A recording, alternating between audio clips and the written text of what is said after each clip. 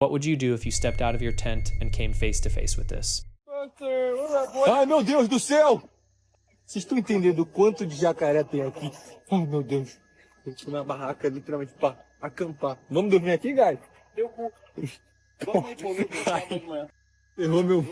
TikTok user Eagle38 and a companion went through that exact situation during a camping trip in Brazil. And here's what makes the video even harder to shake. When you replay the footage, you can actually make out dozens of small glowing eyes scattered throughout the darkness beyond the tent. This clip comes from a travel vlogger running the YouTube channel Jessie Carr, where she takes her audience along on adventures around the globe, covering everything from local cuisine to the kind of one-of-a-kind experiences you can only find by actually being there. She has a reputation for being refreshingly authentic and warm, qualities that tend to draw people toward her wherever she goes. But on September 15th, 2025, that very warmth pulled her into a situation that turned out to be anything but comfortable. During this particular upload, she had made her way to Samoa with plans for a straightforward visit to the Afuau waterfall, just a casual swim and some footage. What seemed like an easy scenic detour slowly unraveled into something that felt deeply wrong. I don't know if I'm meant to park here, but anywho, this is the spot.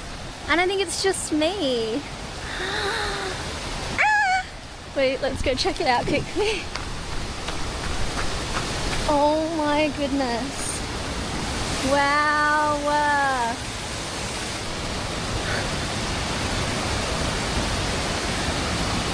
It's just me too. I'm so excited. It looks unreal. And I guess you can hop down on those stairs and then go in. Alright, She arrived at the spot and, initially, it was everything she could have hoped for. The kind of place that looks almost too beautiful to be real. What made it even better was the silence. Not another soul in sight, which out in a remote location like that, usually feels like striking gold. But right as she began preparing to change, something changed with it. It was a small thing at first, barely noticeable, but it was enough to knock the moment off balance. And that sense of peaceful solitude suddenly started carrying a very different feeling. Are you okay? All good?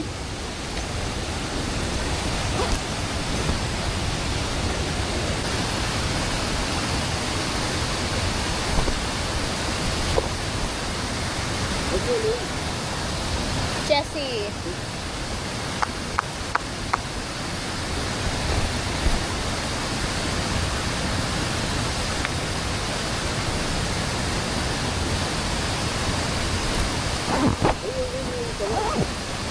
Pardon?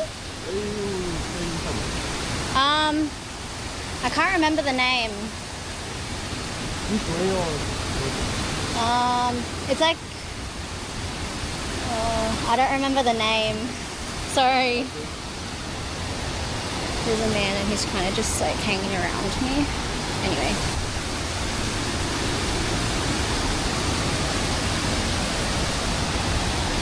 Just gotta be careful not to slip.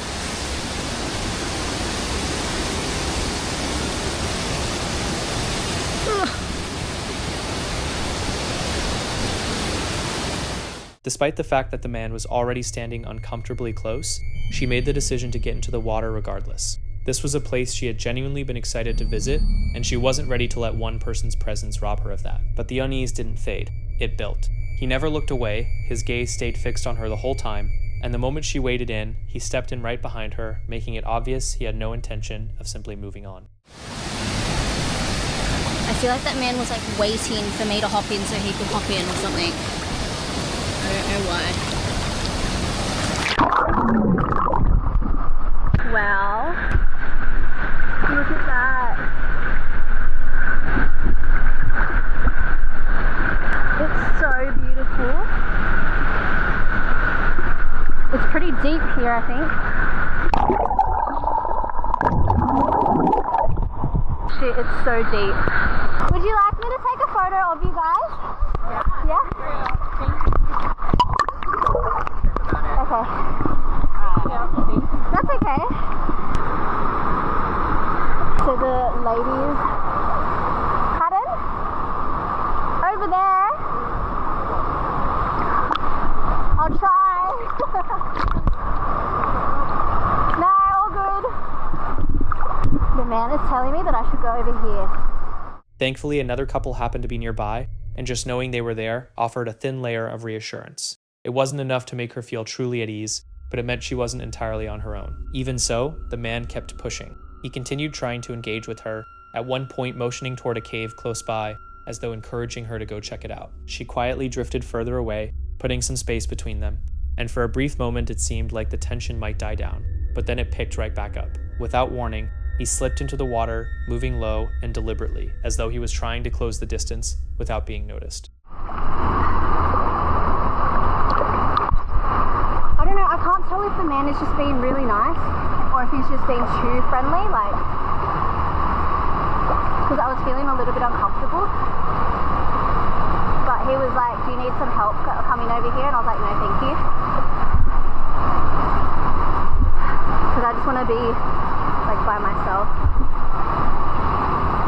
with no men around, preferably. Okay, oh my gosh! Oh my gosh! You scared me. I'm good, thanks.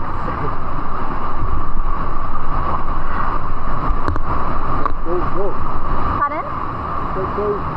Cold, yeah.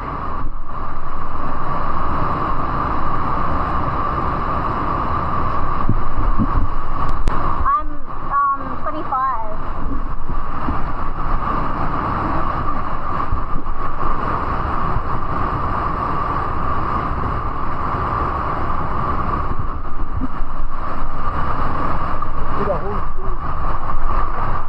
Pardon? Sorry? A hole. Oh, it's like a cave. Is it a cave? Yeah? Okay.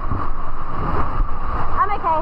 You go, I'll follow you. He surfaced again without warning, and once more pushed the idea of showing her the cave. Jessie, doing her best to stay gracious and not jump to conclusions, went along with it even as her discomfort continued to grow. As he led her through the area, there were fleeting moments where it almost seemed innocent, like he might just be an overly eager local trying to be helpful, and she appeared to relax slightly, but it didn't hold. When he offered her a hand climbing a rock, the dynamic shifted fast. His behavior became unmistakably inappropriate, and any illusion of a harmless encounter evaporated on the spot. She didn't second guess herself. She made it clear she was done and wanted to get back to her car. But even that wasn't the end of it. He trailed behind her the whole way out, refusing to give her space, turning what should have been a simple walk back into something that felt genuinely threatening.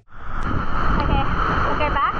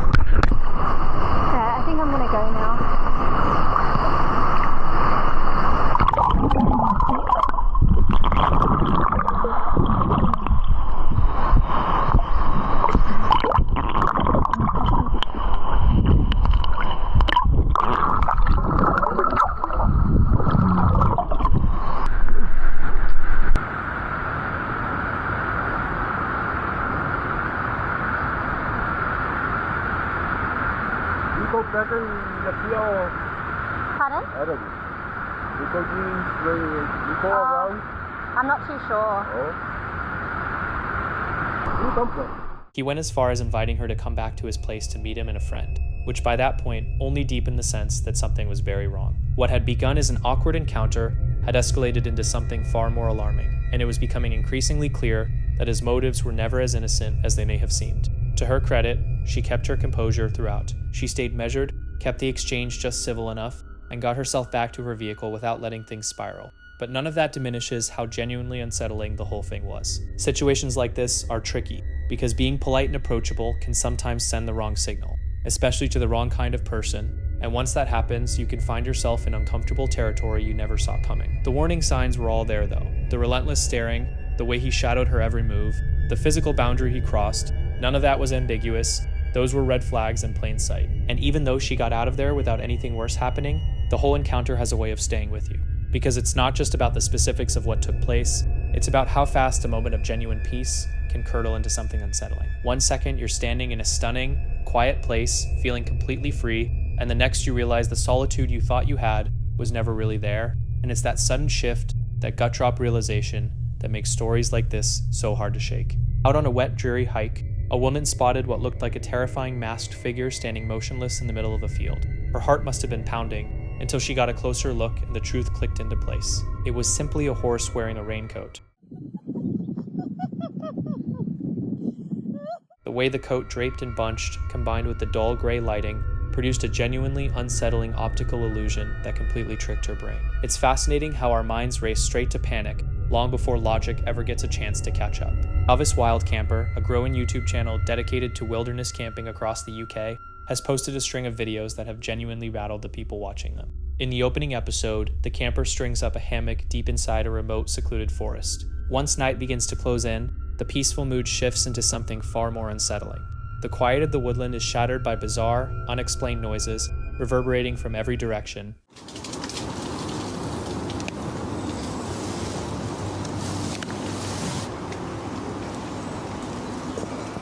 Clearly rattled, the camper attempts to locate where the sounds are coming from, but finds nothing. That's full of creatures and animals running around, and twigs on the floor, so you hear everything snapping and cracking and breaking. There's a huge amount of noises around here. I've picked a chestnut tree wood, so there are chestnuts crashing around constantly. Sounds like Bigfoot. As the hours tick by, the situation continues to escalate. Without any warning, a rock lands just beside the hammock. A massive thud hits the ground and bounces. And I jumped up, unzipped it, put my torch on, and there's a rock on the floor that wasn't. Shortly after that, a sizable branch crashes down onto the ground nearby. This doesn't land coming down, it bounces towards me. It hit the floor and was still rolling towards me. Thoroughly spooked, the camper hastily gathers his belongings and flees the area, vowing he will never go back. After riding out the remainder of the night in his vehicle, he describes a strange encounter with a man he noticed standing at the side of the road, recounting the deeply odd exchange between them. Yet in spite of his promise to keep away, the story wasn't finished. Right by me, and he saw me and he went, "All right." And I was like, "All right." And he went, "You been camping in the woods?" I said, "Yeah, just a little hammock camp." And he says, he went, "You're brave." I said, "Why is that?" And he went, "People have done it before, no one's lasted." I said, "What do you mean?" And he just laughed and he went, "You know what I mean." I walked up. Several months on, following persistent pressure from his audience, the YouTuber hesitantly made his way back to that exact location, this time armed with upgraded equipment, including infrared cameras and motion sensors. In the much anticipated second chapter, he once again spent a night among those trees. As evening crept in, the same unnerving sounds from before slowly started up again. Intent on getting to the bottom of it, he deployed his new infrared setup. What it recorded was absolutely chilling. I might switch off for a second.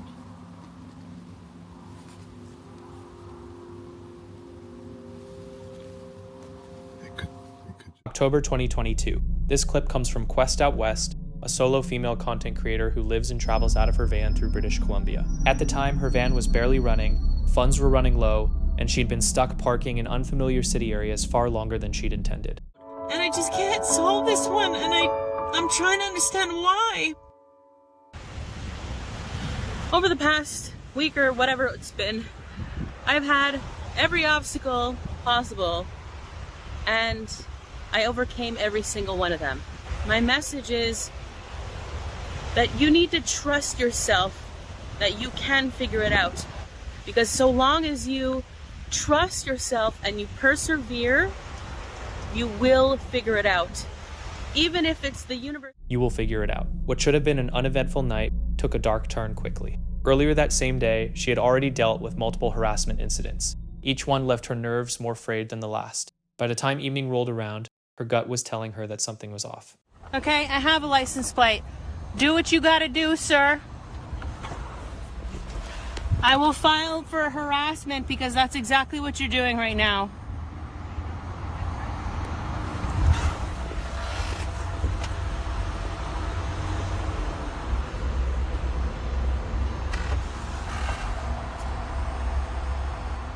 While she was changing inside the van, she moved the curtain aside for just a moment and stopped dead. A man was standing right outside, close enough to look straight in. He wasn't knocking. He wasn't saying a word. He was simply watching. Are you interested? It's free food. You never know what's going to be there until you get there. That's the reason that I found you staring at my van? No, I was just taking a break. I was looking for blackberries. You were looking for blackberries. Out of this entire parking lot, you were looking for blackberries right beside my van. Because I just got here. And every bush looks like... Okay, well, can you leave then? Yeah, fine. I'm actually shaking from this one. This one scared the crap out of me. I was behind the curtain, and just as I opened the curtain to reach for something on the dashboard...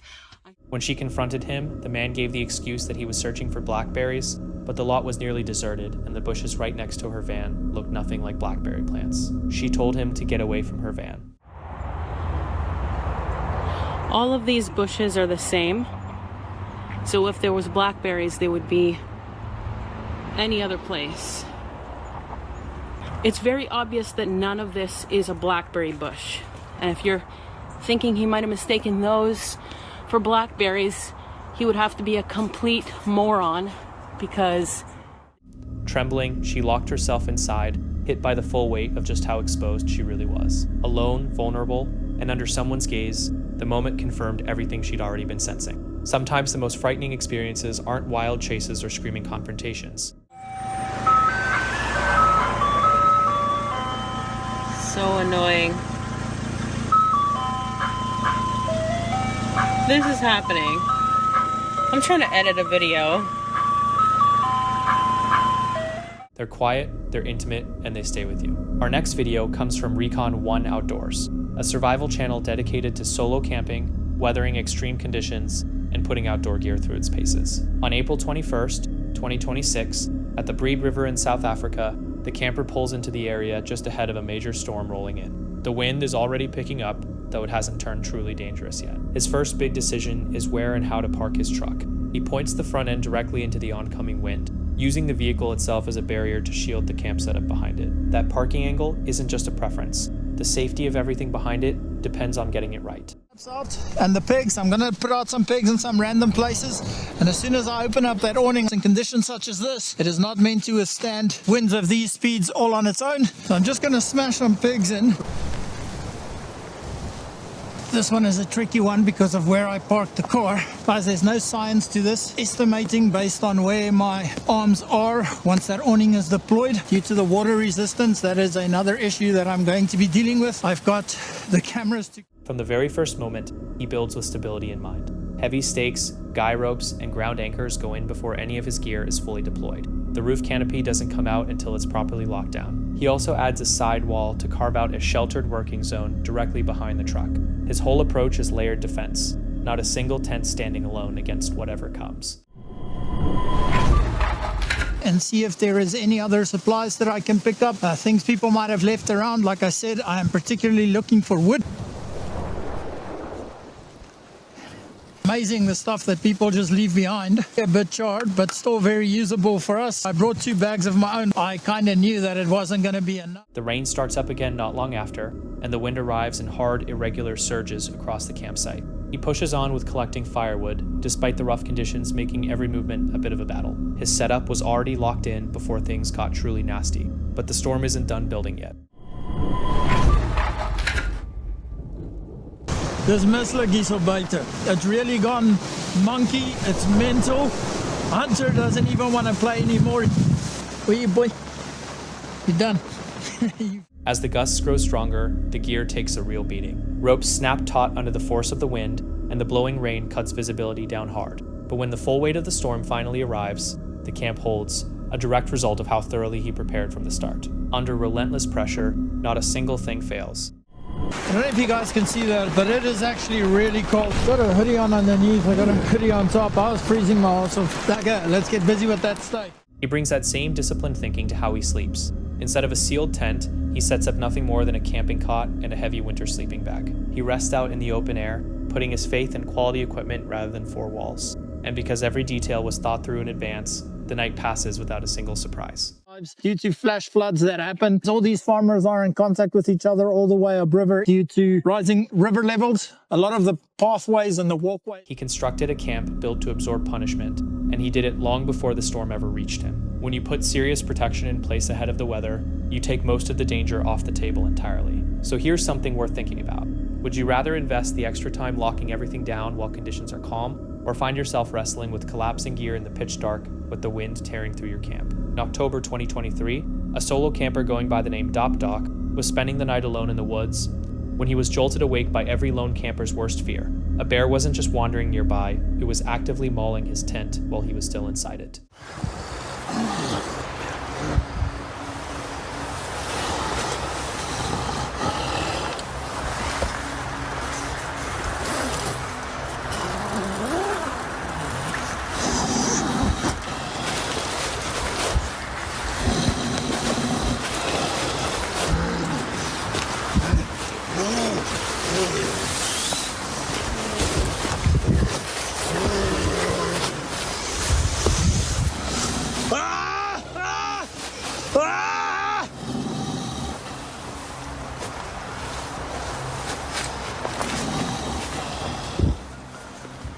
He made it out alive, though the footage itself is mostly just mayhem, shredding fabric, disorienting movement, and the gut-wrenching reality of being inches from a predator with nothing but thin nylon between you.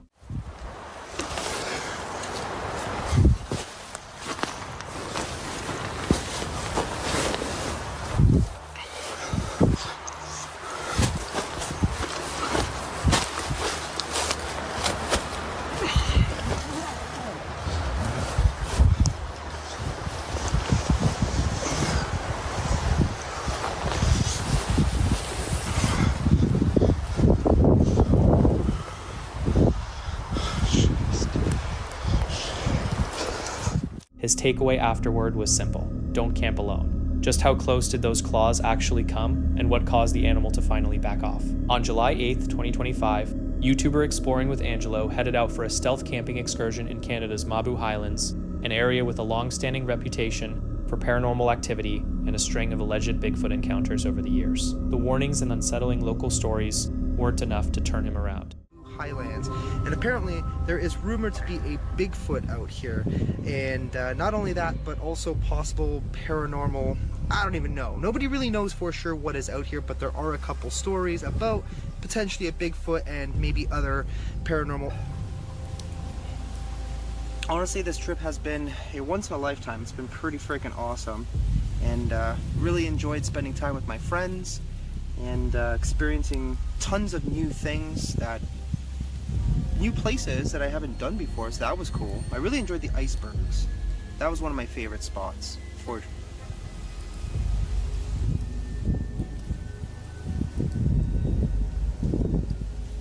Just heard like a car horn or something.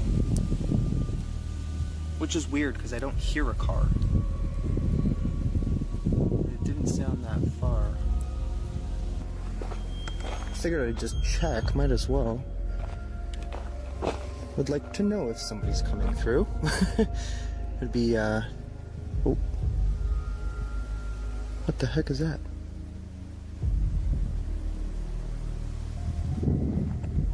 Something there, but I don't have my flashlight, so I can't tell what it is. What is that? Is it a deer?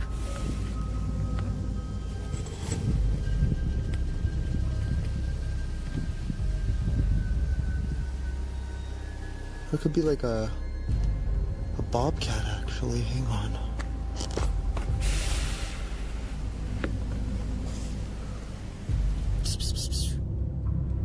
I don't see anything else. Yeah, I definitely gotta grab my rifle soon, just in case. I wanna know what that is. I'm not gonna get too close, but I wanna get a little closer.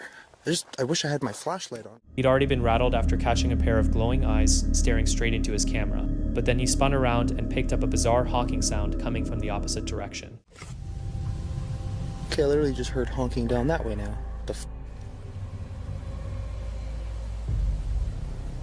Wait, how's that? That doesn't make any sense. I heard it down there. And what I'm gonna do is I'm gonna do the 3 knock thing to see if something responds, because I mean that's what Bigfoot is supposed to do, right? So we'll try that. First I might as well get the... Whatever was out there wasn't responding, and it was becoming clear it didn't want him around. He tried a few different methods to draw it out, but the loudest one would quickly turn out to be a serious mistake. Then, let's try it with the rocks, I guess, for now. I was gonna start building a fire pit, but to be honest, I don't really have enough rocks available. So, alright Bigfoot, if you're out here, show yourself. Okay, that's...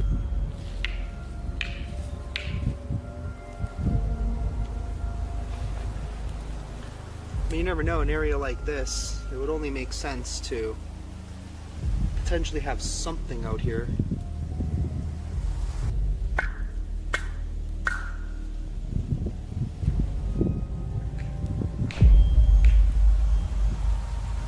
Okay, that was something. That was legit 3 knocks. Down in that direction. Let's do it again.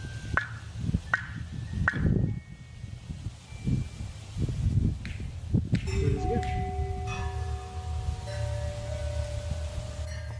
I don't know if that's just naturally happening or if something is actively doing that out here. Bigfoot?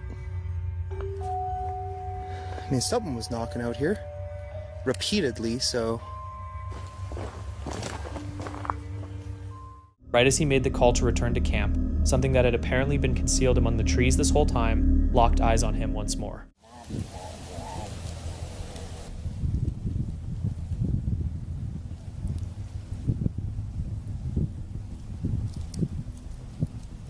Hearing something, it almost sounds like something mumbling down off in that direction. What is going on over there? I just heard somebody call out again. What the hell is that?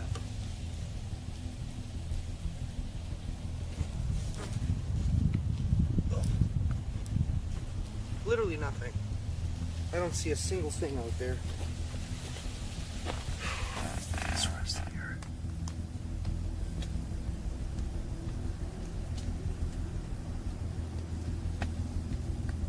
Okay, now you're at a plane. Okay, I don't know. I'm gonna try and go back to sleep. I fell asleep for literally 10 seconds, I think. Oh my gosh. Whether it was truly a Sasquatch that had been shadowing him all night, or simply a deer or some other animal, is something nobody has been able to confirm. Greg, Nick, and Ted are a content crew known for filming their hunts, testing out new strategies in the field, and soaking up everything the outdoors has to offer. These 3 have logged an enormous number of hours out in the backcountry, through thick timber, across wide open grasslands, always chasing the next great hunt. But every now and then, when you push far enough into the wild and leave civilization behind, what you stumble across is far more unsettling than any animal you'd find out there. This particular incident goes back to September 25th, 2022. Deep in the remote public lands of Missouri, Nick and Ted had pushed well into the interior, 1.5 miles on foot through dense forest, nowhere near a road or a house. They had locked onto a promising setup. 3 fresh deer scrapes right beneath their position. Perched high in their tree stands directly over one of those scrapes. They were feeling good going into what was supposed to be their final evening hunt of the trip. Everything felt right. It was 6:45 p.m., that prime window when deer tend to get on their feet. Before we get into it, fair warning, what you're about to listen to includes some genuinely disturbing audio.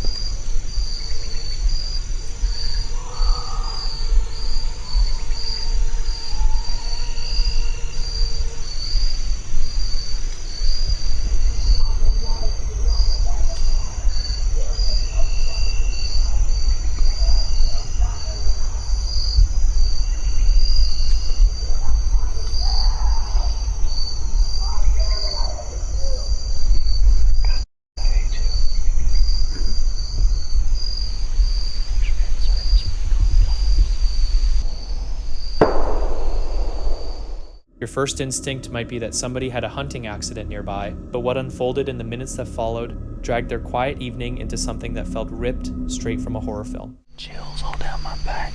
Yeah. Somebody is screaming at the absolute top of their lungs over there. Very not good obscenities to someone else. Right before that last gunshot, it sounded like a truck revving up or something, like in gravel, throwing gravel or something. Yeah. And then that gunshot was like, that one sounded like a rifle. That last one, like, the other one sounded like a handgun. That last one was like, pow. But it was like blood-curdling screaming.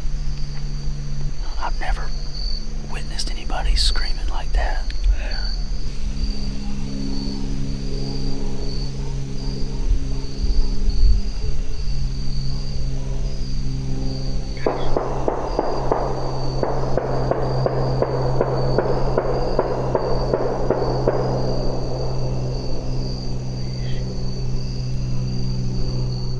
Picture yourself up in a tree, 1.5 miles from the closest road, no cell signal whatsoever, and somewhere around 800 yards away, something sounds like a person being brutalized. Over the following 30 minutes or so, they tallied more than 20 gunshots woven through non-stop screaming, along with what seemed like vehicles spinning out and throwing gravel.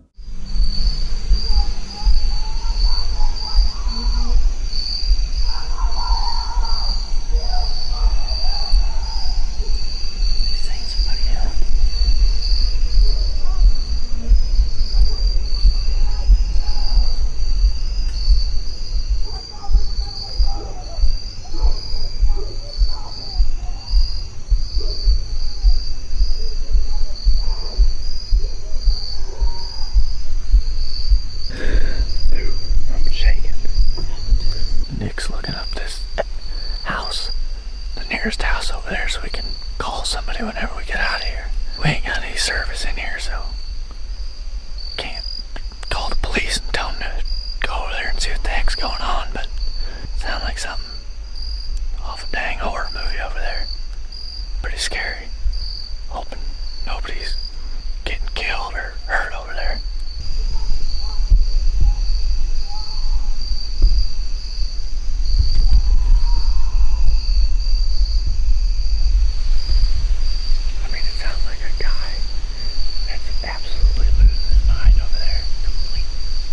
Maybe shot somebody. And this is where their instincts and level heads really showed. Rather than moving toward the chaos, which honestly would have been a decision they might not have walked back from, they did the sensible thing, climbed down, made the trek back to their truck, got a cell signal, and contacted the authorities. Now, yes. I've heard some stuff that I feel needs to be reported to the police department. I was hunting, me and a buddy were hunting, and at about 6:45, we heard gunshots, which is not uncommon, but then for 30 minutes straight or so, there was lots of screaming and just people, obscenities, and it sounded like something really bad was going on over there, and there was 20 or more gunshots ended up happening. you might want to play devil's advocate here. Could it have been some hunters goofing off, or maybe somebody hurt in an accident out there? But half an hour of gut-wrenching screaming, layered over 20 plus gunshots, and multiple vehicles moving around, that goes well beyond any hunting mishap anyone could reasonably explain away. After several days of looking into it, the game warden Nick spoke with confirmed that investigators turned up absolutely nothing out there. No shell casings, no blood, not a single trace of anything having happened. So what did these guys actually run into that evening out in the Missouri woods? A domestic situation that somehow sorted itself out. Someone in the middle of a breakdown, deep in the trees, or something far darker that simply vanished. As Ted put it in their follow-up video, stay alert and make sure someone knows where you'll be. Because out in the wilderness, the most dangerous thing you might encounter isn't the wildlife at all. Sometimes it's the people. Meet Kevin, the mind behind the YouTube channel Small Plots, where he captures his stealth camping adventures in overlooked urban pockets. His laid-back, conversational delivery brings out both the quiet appeal and the very real dangers of these forgotten corners of the city. But one particular night would push that delicate balance to its breaking point. On an autumn evening, Kevin took on an ambitious stealth camp in a thin strip of woodland, squeezed between residential neighborhoods and industrial facilities. Describing it as an incredibly sketchy location, he pushed himself to get set up before the last light faded, fully aware that every passing minute raised the odds of being spotted.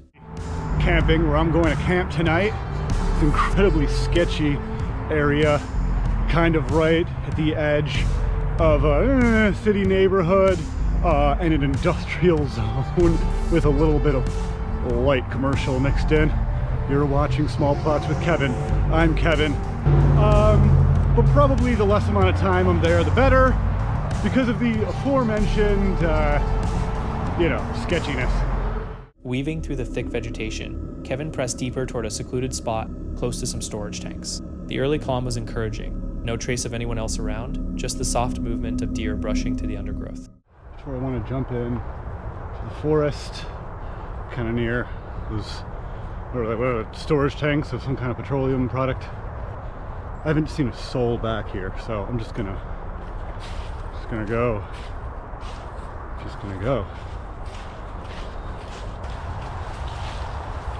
Just standing there.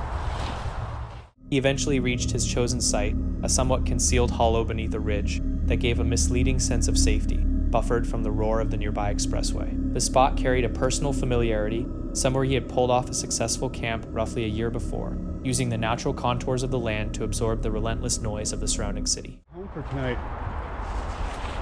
If someone's walking along the top ridge there, they can easily look down and see me, but even that is very... The leaves are falling off because of the sides of the walls are protecting me.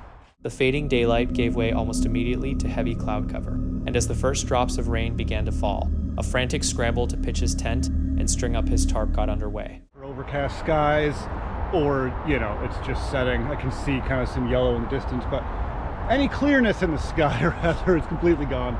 Total overcast, no drip drops yet, but I can feel it in my bones. All right, let's get the tarp up.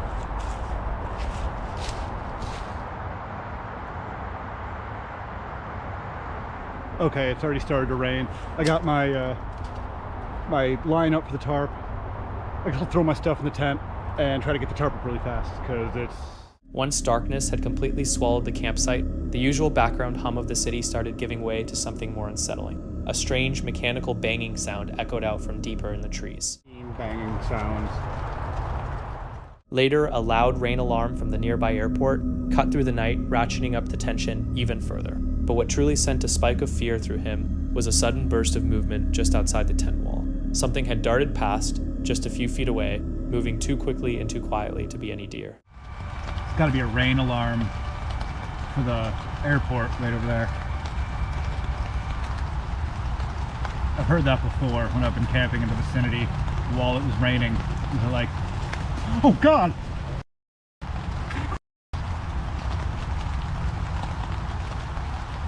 Something just ran by the tent. The moment left him visibly rattled, staring out into the blackness with his thoughts racing through every possible explanation. Was it some kind of animal, or something considerably more alarming? The alarm happening over at the airport, and whatever it was that just ran past me about 3-4 feet in front of me. I think it's safe to say I'm a little bit on edge. I'm just sitting here, letting my eyes get used to the darkness, scanning. I don't see anything. I don't see anything on the quote-unquote horizon, the top of the berm. I don't see anything in the dark. I don't see lights. The only thing that makes me think it wasn't a deer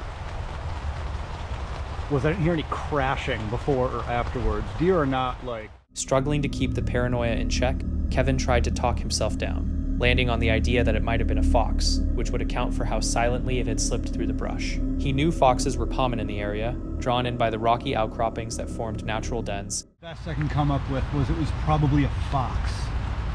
That would explain why I didn't hear it crashing through the brush as it ran through, and I only heard it directly in front of me.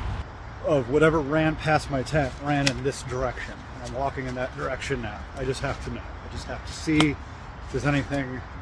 I don't know. I just have to. This is what I'm talking about. These are all rocks. It's hard to see on camera. Rocks and stuff that make little caves. Perfect for a fox den. Even so, the sensation of being watched refused to leave him, and every small noise or distant sound fed his unease. Just stepping outside the tent to check which direction the unknown figure had gone took a genuine act of nerve, fueled by a deep-seated need to know what was out there in the dark. Morning brought little comfort. After a night of broken sleep, Kevin broke camp as traffic droned steadily nearby, the calm feeling more like a thin veneer than anything solid. Hauling himself up the steep gravel embankment to get out felt less like leaving and more like quietly slipping away from somewhere he probably shouldn't have been. Or maybe like right here. Yeah, let's do right here. No, let's do right here. We're doing this. Okay, so I slid down. So this is kind of like a rocky, like gravelly, it's like covered in leaves, but it's a pretty gravelly hill here. This is all, from what I can tell, just leftover rocks from constructing the expressway many years. While waiting for his ride, Kevin wandered along a nearby trail and came across something that stopped him cold. More tents, tucked further back in the woods, some looking long abandoned, others suggesting someone might still be inside. I don't know if they're in use. The place, the grass that is mowed has been mowed around one of the tents. This revelation added a layer of unnerving reality to his urban stealth camping, reinforcing the knowledge that while natural dangers are one thing, the unknown presence of others in such remote yet accessible urban plots is a whole different kind of threat. You kind of already know this when you camp in urban forests, but it is a little unnerving to know that somebody was maybe staying over there, which is not far from where I was staying. Wild animals follow patterns you can learn to read. People are a different matter entirely. What Kevin felt that night went well beyond a run-in with local wildlife. The unseen presence outside his tent and the discovery of those hidden camps were a sharp reminder of just how razor-thin the margin for safety really is in urban stealth camping. His instincts carried him through, but the question of exactly who else had been out there with him that night never quite went away. The channel Paranormal Discovery is helmed by Lomar Mendez, a seasoned urban explorer and ghost hunter celebrated for his atmospheric deep dives into the most unsettling corners of the paranormal. His partner Chelsea, a practicing medium, accompanies him on these ventures, weaving together folkloric research and intense overnight challenges. In this episode, posted on May 19th, 2025, Lomar heads back to a location that left lasting marks on him, both physically and emotionally, a stretch of Nova Scotia woodland known as Dagger Woods. From the outset, this was never going to be a routine investigation. Dagger Woods carries a disturbing legend rooted in the 1700s, when a man allegedly stabbed his wife to death with a pearl-handled dagger before vanishing into the forest without a trace. His remains were never recovered, but locals don't believe he simply faded away. According to the stories, his spirit didn't perish so much as fuse with something primordial and far darker that had already been lurking in those trees. Many believe what emerged from that merging is a cryptid or otherworldly entity that continues to prowl the area to this day. Some identify it as a Wendigo. Others know it only as the Howler. Whatever its true nature, Lomar is convinced it came after him during a prior visit, and he's returned to face it head-on. This time, he's brought company. Joining him is a group of fellow explorers from Quebec who go by the name the Outcasts, stepping foot in these woods for the very first time. Their excitement is real, but so is the tension hanging over the group like a low fog. Lomar describes the location as a cryptic habitation zone, a place where something that isn't quite human has taken up residence. Once the team enters the tree line, they fan out to cover ground. Some circle the outer edges, while others push toward trails Lomar never had the chance to walk on his previous trip. It's during one of these side excursions that everything starts to unravel. Whoa, somebody just touched my back! Holy shit, somebody just touched my back!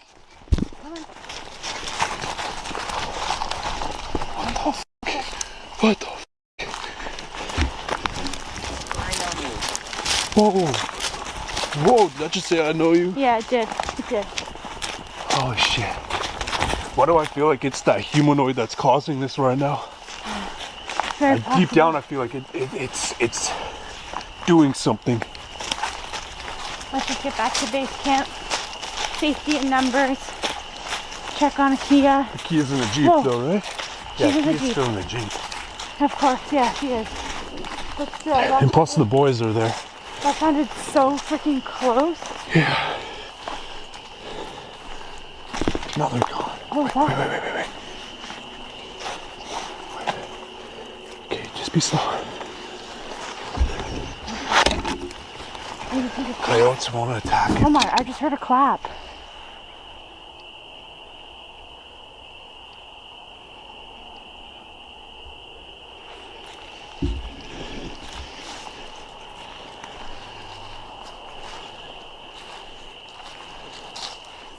Lomar feels a distinct sensation on his back. Cold, intentional. He wheels around instantly, pulse hammering, but there's nobody there. The whole thing is caught on camera, complete with audio distortion and what sounds unmistakably like whispering. Chelsea, whose instincts have proven reliable across past investigations, begins to visibly unravel. The woods feel dead, she says, like every living thing has been hollowed out. Still, the group pushes deeper, determined to go further than any of them have gone before. That's when they arrive at the exact spot where Lomar was attacked on his last visit. Thermal imaging and full spectrum night vision are deployed as the team sweeps the area. One of the outcasts catches what he believes is a figure cutting between the trees. Tall, pale, and unmistakably humanoid. Lomar immediately recognizes the description as matching a figure he photographed during his previous encounter, and by all indications, whatever it is has started moving in their direction. Then the howling starts. If you've made it this far, drop the hidden word dark in the comments.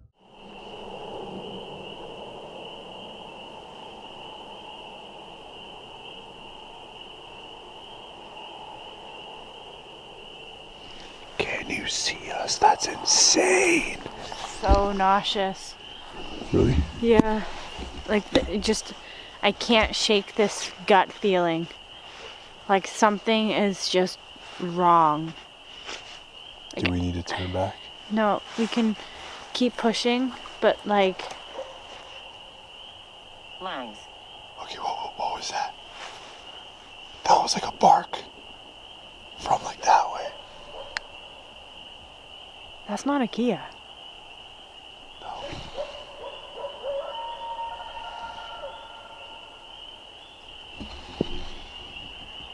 Those are coyotes. Let's go back for key. Yeah. Holy fuck. Turn your lights on? Yeah, my light's on. Stay close to me.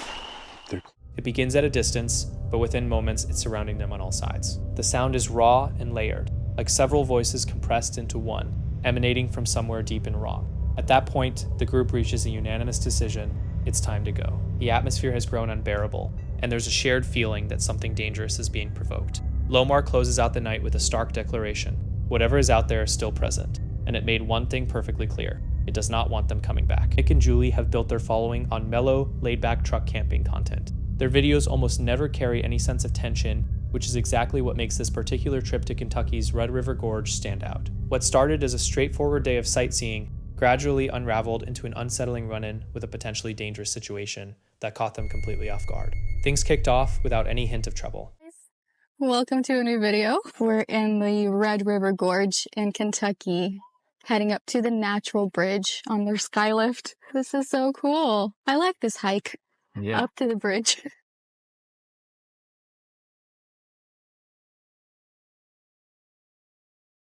We just came from all the way back there. This is way more than 100 feet.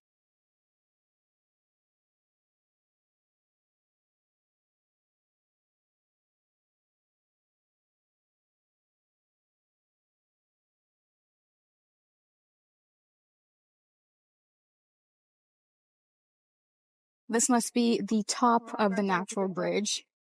And there's no fencing or anything. And it's actually pretty slippery because it's sandstone. Yeah, there's no railing, nothing. You just slide off.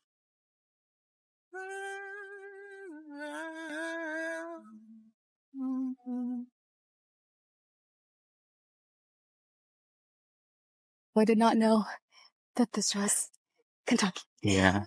Yeah, I don't travel Kentucky much. No. Wow.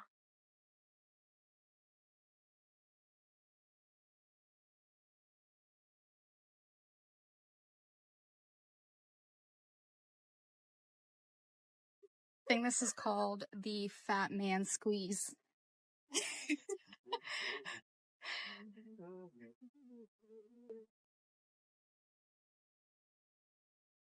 Probably try sideways. Sideways? No?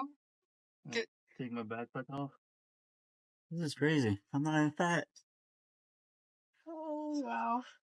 The two rode the skylift up to the famous natural bridge, one of the biggest and most iconic rock formations in the entire region.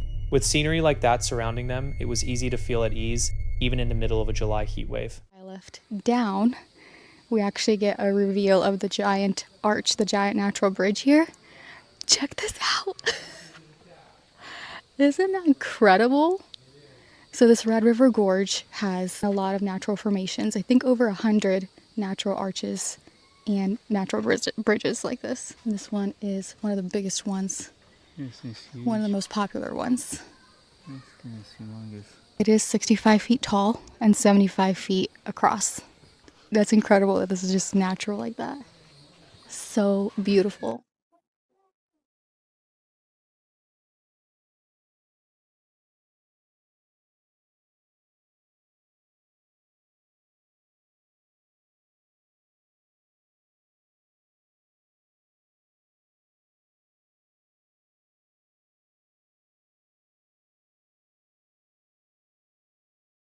It's pizza oven. Yeah, there will be a pizza oven. Make a fire in there. Do your pizza. For sure. Pizza in here, Yeah. and that's it. You must be hungry.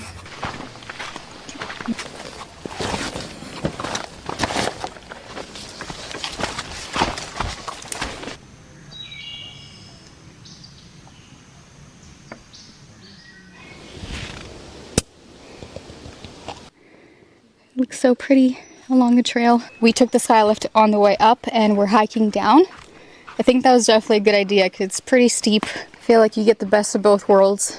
Yeah, it smells It's good. a beautiful hike too. It smells really good here. And it's a little bit easier going down than up, so. Oh, yeah. Wow. You can smell the pine. Can't believe the rhododendrons are still in bloom up here. We're in July already and they're still blooming. The trail back down was demanding but gorgeous, and once they returned to their camper, they shifted their focus to finding somewhere to camp for the night. Armed with a legal permit they'd picked up earlier that day, they pushed further into the Daniel Boone National Forest. After winding through the trees for a while, they came across a secluded spot nestled alongside a creek. It was close to 7 in the evening by the time they pulled in, and on the surface it looked like exactly the kind of peaceful hideaway they were after. Birds chirped, water trickled nearby, and there wasn't another soul in sight. No distant engines, no voices, nothing. Then, as they started getting settled, something about the spot gave them pause. We haven't seen anyone around yet, but some things are kind of sketchy around here. First of all, there's a bottle of alcohol in the tree. And then there's a bunch of gun shells. There's a shotgun shell. There's a gun cartridge there. There's some broken glass. There's another gun cartridge. When we were driving in, we broke our Wii-Boost antenna. Probably got snagged on a tree branch or something. I'm feeling creeped out right now. Yeah, I think so.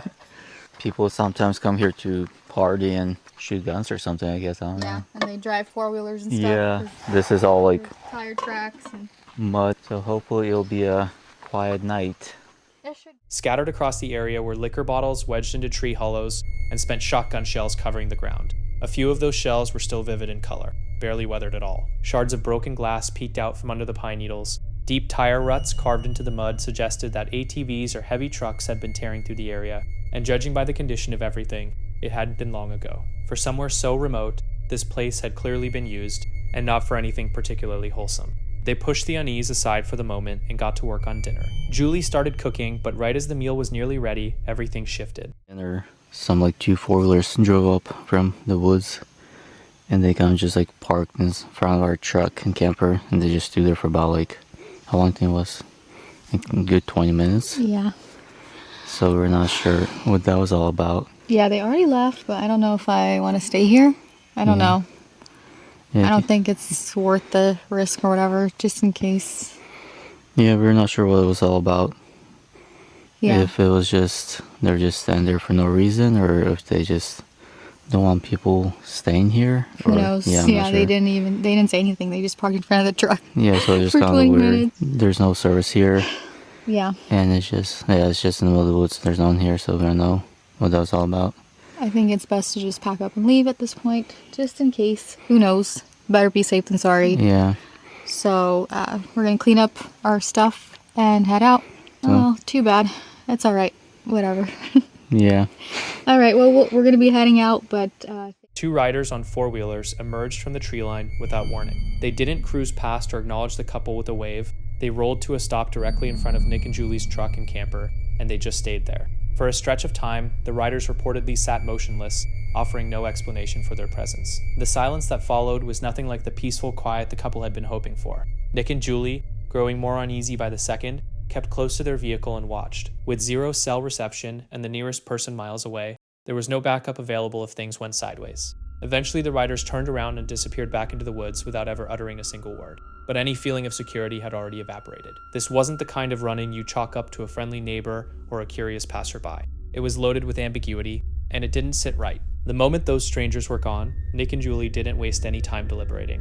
They cleaned up, packed everything down, and got moving. No argument had broken out, no direct threat had been made, but none of that was necessary. Between the spent ammo on the ground and that wordless, motionless visit, the message felt clear enough. This was not somewhere they wanted to be after dark. Rather than ending their evening with a warm fire and a meal beneath the stars like they usually would, they drove off into the night without a destination in mind, just the shared understanding that literally anywhere else would be a better option. So what do you think about what they experienced? Drop your thoughts below. The following clip comes from a channel called Nikki TV, a YouTube page run by a woman named Nikki who covers everything from solo camping to car camping and general outdoor adventures. Her videos mix the hands-on realities of making camp with the unpredictable moments that come with spending time alone in the wilderness. On January 19th, 2025, Nikki headed out for her very first solo camping excursion of the new year, but before the night was through, things would shift in a way she hadn't anticipated.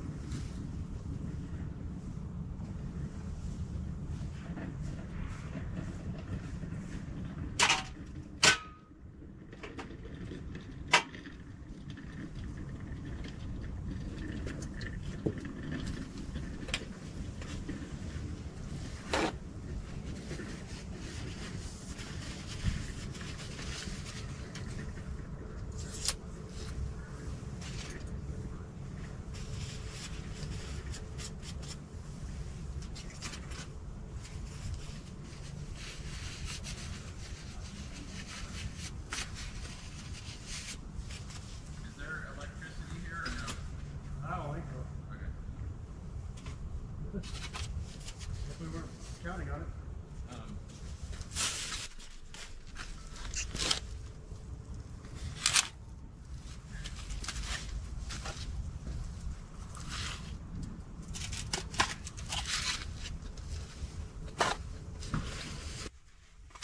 As the light faded, Nikki wrapped up her tent setup and got her equipment organized, tucking most of it back into her 4Runner for the night. The campsite felt still and peaceful, everything pointing toward a relaxing start to her outdoor season. A bunch of teenage boys just started setting up.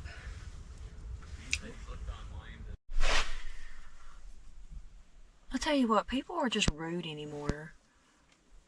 I had to take everything out of my tent and put it back into the 4Runner because these men showed up with 4 different vehicles. First, they told me that they had booked this site and the site beside of me, and that there must have been some misunderstanding, but the problem is that the office is now closed. So I looked at him and I was like, well, you know, I've already been here for a couple hours. My name's on the post. Because they put little tags on the post at each campsite, and they put the dates that you're going to be arriving and the date that you're going to be leaving. So my name is on the tag that's on the campsite post, and it says that I'll be coming in today and leaving tomorrow. So, you know, I looked at him and said, well, I booked this site. It was available. The website allowed me to book the site. If the site was taken, it would have shown me that it was unavailable and it wouldn't allowed me to get the site. So, and I went down there and I got the green ticket off of the post and said my last name's on here, and it says I am to arrive today and depart tomorrow. I said, but if you need to contact the ranger to see, you know, what it is that we need to do, that they have accidentally double booked this site, I was like, you're more than welcome to. I said, but I'm not going to take down my rain tarp. I'm not going to take down my tent because I've already been here hours. They have literally just got here an hour ago. Not only that, there's like 4 cars, there's 3 men, and I guess they brought their sons and grandsons or whatever, but they are extremely loud. Not only that, they're taking their tents and they're putting them like 20 foot away from mine.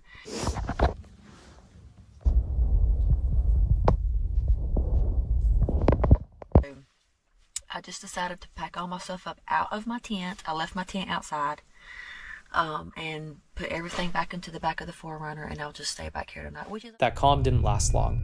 A convoy of vehicles suddenly rolled in, and a group of men and teenage boys climbed out, claiming that Nikki's spot had been double booked, despite the reservation tag bearing her name plain as day. The group started unloading equipment and pitching tents barely 20 feet from where she was set up, making plenty of noise in the process.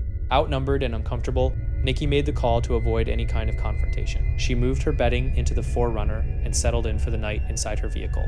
Come morning, the rain had arrived. She packed everything up, brewed some coffee, and squeezed in a quick hike before making her way home. What had been a long-anticipated solo getaway ended up delivering a different kind of lesson, that not every threat in the outdoors is a wild one, and sometimes the smartest move is to quietly walk away. The YouTube channel Lost in Wonder documented a hike along a section of the Bruce Trail in November 2025, making her way to camp among the ruins of a location known as the Hermitage. She got there just as daylight was fading and pitched her tent using one of the old stone walls to block the wind.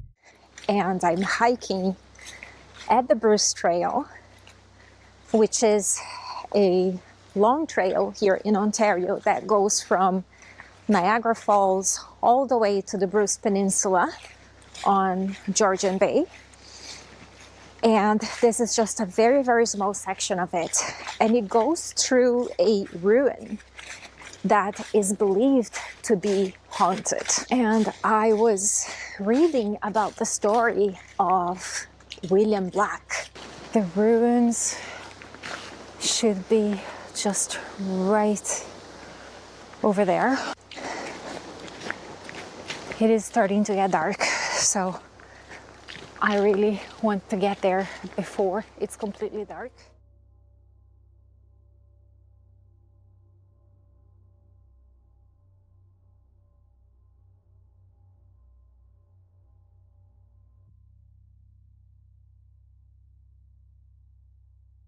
I've decided that this is going to be the spot.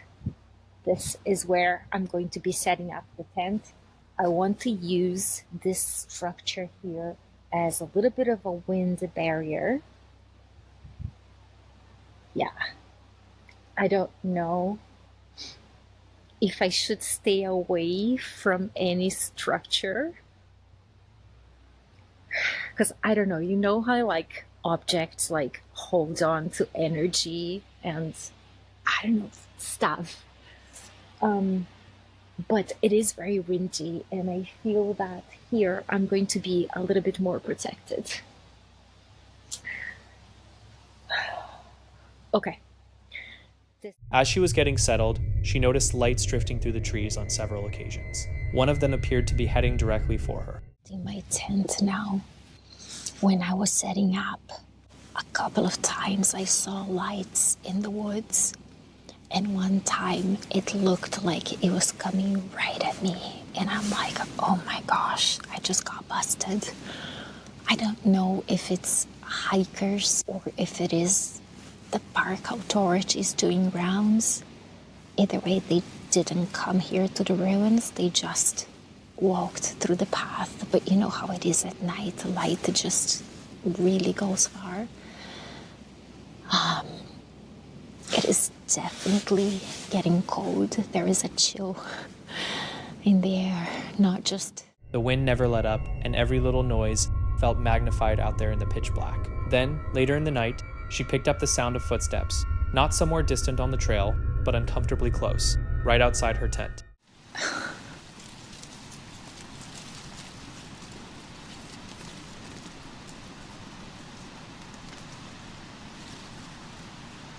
I don't know if those are leaves falling or if it's starting to rain. It is definitely a little bit creepy. Like, I'm not scared, but I'm definitely alert. It is 10 p.m. I think it's about time I try to get some sleep. Keep hearing noises outside of the tent.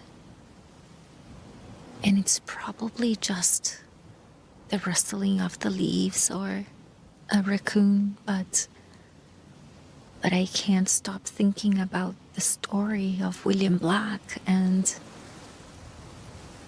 getting his heart broken and taking his own life. Earlier on, I heard some people walking through the path, through the trail, with like flashlights. I don't think they saw me. I turned all the lights off. But I don't know, I have a feeling that more people may come by. It's pretty close to Halloween, and this is a pretty famous haunted ruin, so I think a lot of people will come here at night to see if they get to see the ghost of William Black.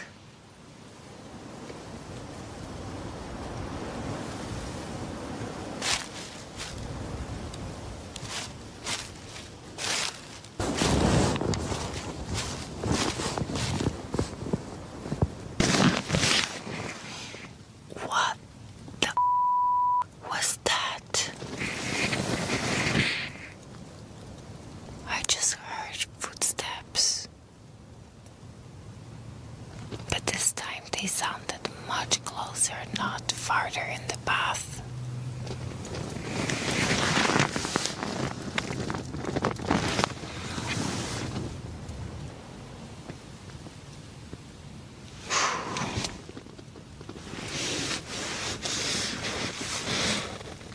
Okay, I'm gonna try to go back to sleep. Good morning.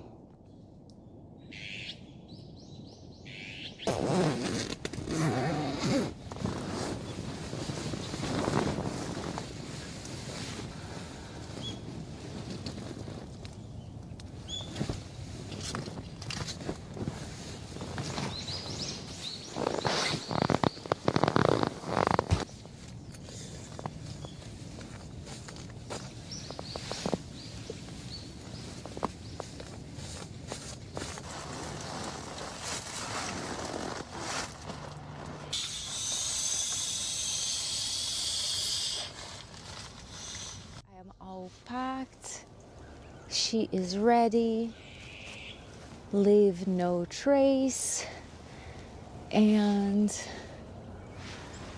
yeah, the ruins don't look. She survived the bitter, blustery night and broke camp when the sun came up. Whether what she experienced was something supernatural or simply her mind playing tricks in the darkness, that place carried a strange weight to it, as though it were clinging to history, alive with the echo of steps that no living person had taken. Next clip comes from a channel called Welcome to the Woods UK, which focuses on solo camping trips and the untamed wilderness, primarily across the British countryside. The creator, Carl, regularly documents his ventures deep into isolated woodland areas, where he pitches his tent, reviews his trail cameras, and occasionally finds himself caught up in some genuinely unsettling circumstances. On the evening of June 3rd, 2024, Carl headed out alone on yet another overnight camping excursion. His main objective was to revisit trail cameras he'd placed in the area several weeks earlier, following a storm. However, somewhere along the hike, he came across something that stopped him dead in his tracks. A set of large boot prints pressed into the soft, wet ground. They weren't his, and the moment that sank in,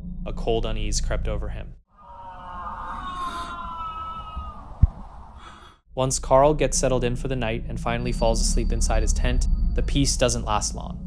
A gut-wrenching scream tears through the darkness of the forest, jolting him awake and flooding him with dread. Right then and there, Carl knows with absolute certainty that something else is out there with him. Obviously it's the summer months, so the birds are still having a little bit of a chirp about, but I'm absolutely shattered, so I'm going to get my head down. I shall see you in the morning.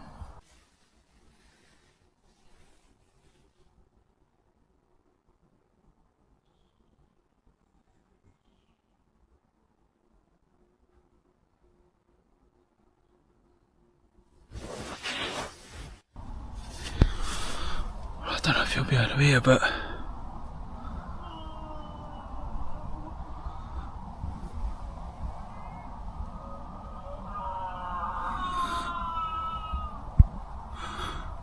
there's definitely someone out there. Sakes. 2 seconds. Having well and truly had enough, and with sunrise still about an hour and a half away, Carl decides to cut his night short and get out of there. Before leaving, he does a brief sweep of the surrounding area, but turns up nothing out of the ordinary. Desperate for some kind of explanation, he pulls up the footage from the trail cameras he'd left positioned in that exact location weeks before.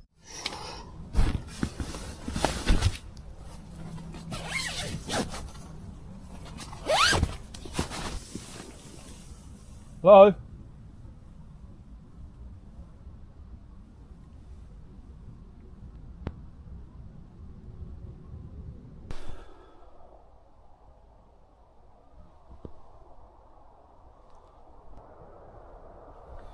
I'll be honest with you, I feel like going.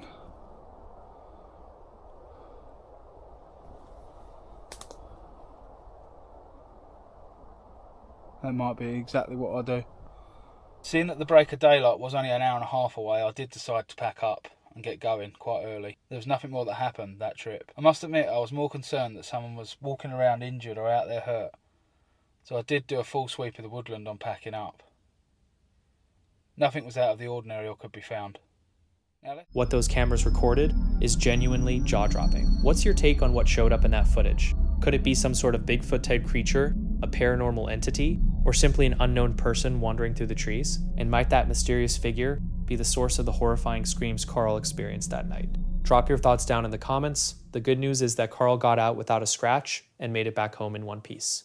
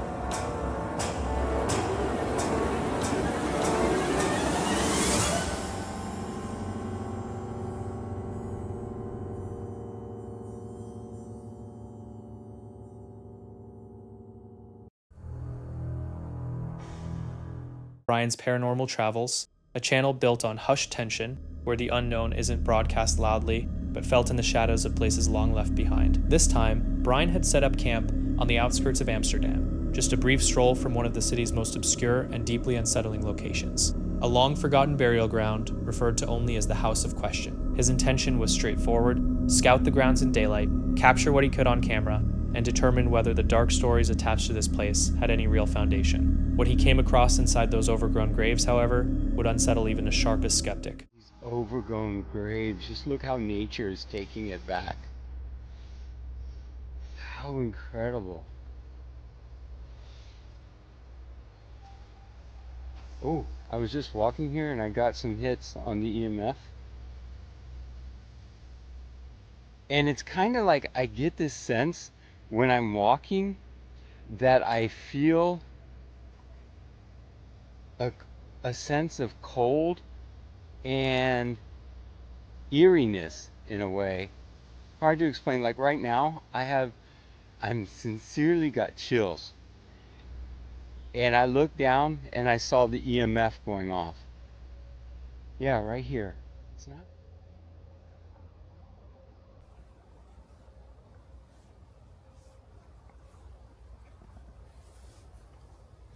A real strange thing, my spirit app today, here in the cemetery, keeps on turning itself off. I'm not quite sure if that's a problem with my phone, or is something in this cemetery turning it off.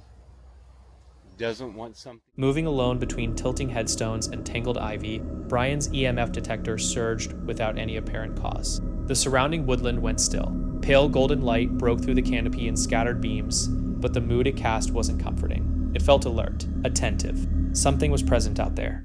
How beautiful that is. Oh my, look at that. That's a huge one with like a stone fence there. Oh my goodness. It's pretty incredible. So I'm getting the feeling like something wants me to go to this back. I try to avoid it because it sounds like in that part of the city there's a lot of construction where you cross. Interesting. So I have the vibe to come over here. Oh my, that was loud. These trees are just absolutely stunningly beautiful. I mean, look at this. They're really incredible trees, and I noticed the noise over there from the construction is getting louder and more harsh. And I don't think that has anything to do with the graveyard, but maybe it's antagonizing the spirits here. But I had the sense it wanted me to come back here. So look, I'm here. That's what it just said. I got the sincere vibe to come back in this area.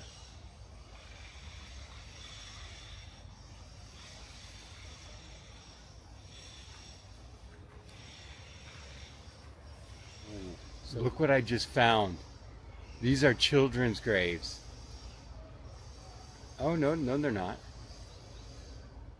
And it wasn't far. Eventually pulled toward the far rear section of the cemetery, an area he'd been reluctant to enter due to the ambient noise bleeding in from the surrounding city. Brian could no longer resist what seemed to be drawing him in. The EMF flared repeatedly, consistent now, almost deliberate. He sensed it before anything became visible. The air around him changed. This wasn't simply a haunted location he was passing through. Something inside it had its eyes on him.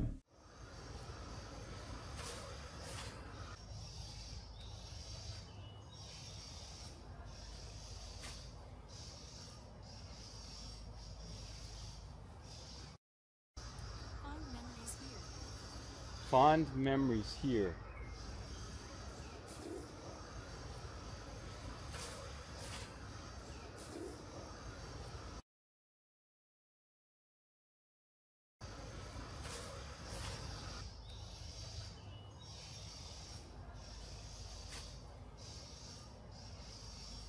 Oh my, look how sad. This one, 1905 to 1915. Oh, the poor girl's only 10 years old. Maybe that's one of the children's spirits they say they hear here in the cemetery. Oh my goodness, and there's another one in here. Oh wow. Folks, I am literally, I'm not kidding you, I am being followed in here, and it's a really, really strange vibe. It's an old man, and it's not a, it's just, he keeps following me around, and it's really the creepiest thing ever. I had that happen at a cemetery in Paris, where some old dude just happened to pop up on me near a crypt, and in here I literally have an old guy following me around. I've been going around the cemetery for a while. I stopped filming and I just wanted to take some photos and look around. This guy, everywhere I turn and everything, the guy is like literally right over there. And every time, and I said hello to him as I walked by. That's the moment Brian noticed the figure, a man, elderly, colorless. He never uttered a word, never moved with any clear intent, yet he mirrored every step Brian took. Each time Brian changed direction, so did he. In October 2024, YouTubers Dan and Flex from Exploring with Fighters finally followed through on something they've been planning for 4 years, spending the night camping in Witchwood Forest, widely regarded as the most haunted woodland in the United Kingdom. The legends surrounding this place stretch back hundreds of years. More than 30 people have gone missing here, others were hanged for murder, bodies were burned, and most chilling of all is the story of the Phantom of Amy, wife of the Earl of Leicestershire, who died under deeply suspicious circumstances in the 1500s. Then in 1660, her ghost materialized before her husband while he was out hunting in these very woods, and she told him he had 10 days before he would be joining her. He was dead within that time frame. According to the legend, anyone who encounters her apparition shares the same grim destiny. The evening got off to a brutal start. Rain arrived without warning, drenching the campsite, swamping the tents, and snuffing out their fire. They spent hours huddled together in the freezing dark, waiting for it to pass. When the downpour finally let up around 5:30 in the morning, they got their paranormal gear running, a REM pod EMF detector and a spirit box. They called out to Amy, to the Phantom coach, said to carry 2 weeping children through the trees, and to anything else that might be out there. The music box activated once, then again, then silence. The EMF detector is sat next to it as well. So we're going to stand out the way a little bit. If you would like to head over to that device, if you don't want to come too close to us, you can touch it and it'll basically let us know that you are here, and we don't have to talk to ourselves all night.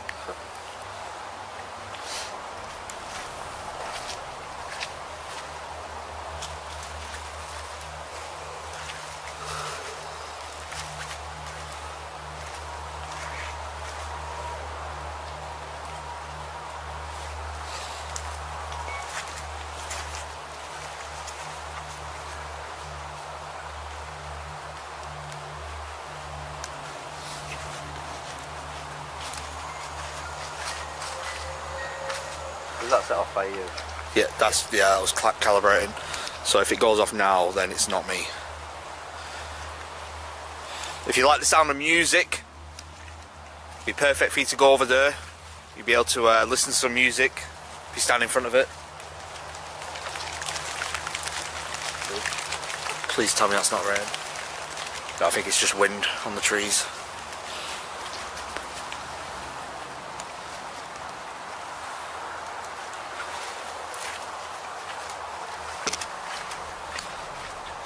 Oh, just stood in a big puddle. What? Just stood in a big puddle here. Puddle-tastic round here. Seems very quiet around here.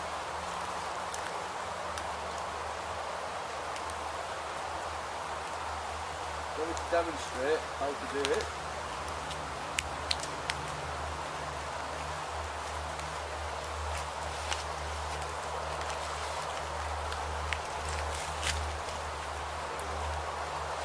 Yeah, go over and show them again. Right. This is how you get it to work. It's very easy, but not hurt though. Literally anywhere near it. Touch it to make it stronger. Then do this one.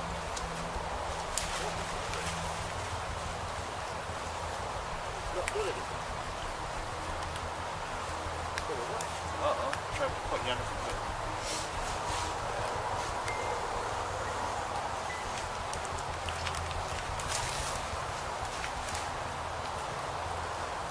Push the wheel forward a bit. The back, yeah. Let's turn it on right off. Right, that should be working now. Hold on. Alright, okay, well it seems to be something for now. Right, let's position ourselves properly. Yeah. Let's position ourselves to use the microphone. Let's want to put your camera next time. It's best shot. Oh, what? Yeah.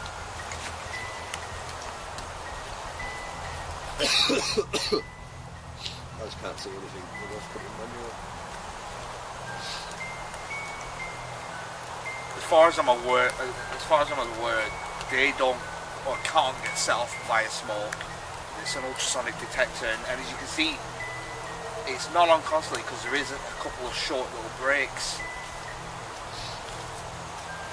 And in fact, smoke.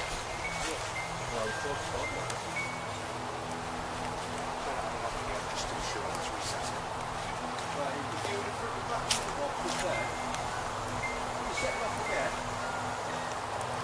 Right, now if it goes off something that's right in front of it. Right, walk in front of the music box.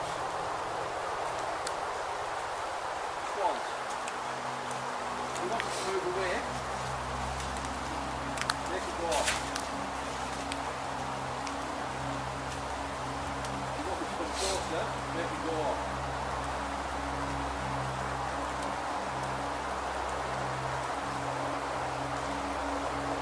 Sounds like smoke is running through the woods there. What? Sounds like smoke is running through the woods. Really? Could be deals. They were on the verge of calling it a night when they heard something. A laugh. A woman's voice giggling somewhere in the blackness as though whatever was out there found their miserable rain-soaked night genuinely amusing. I did. Hello? So, what was that? Is any animals?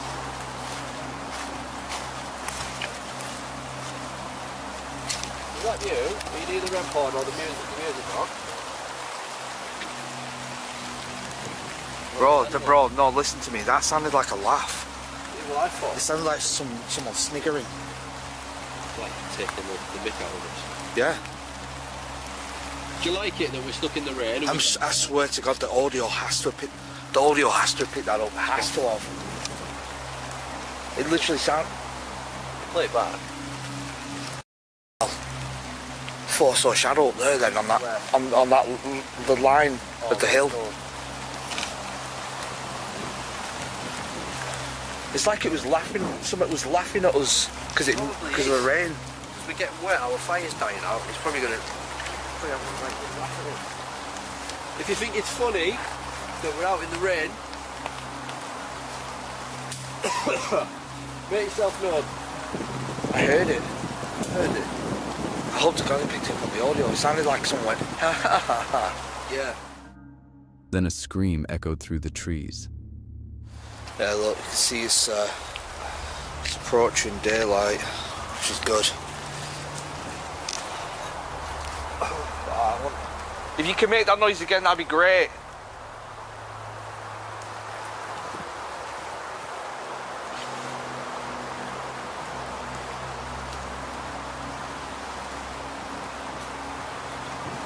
Weirdly, the REM pod, nothing's gone off.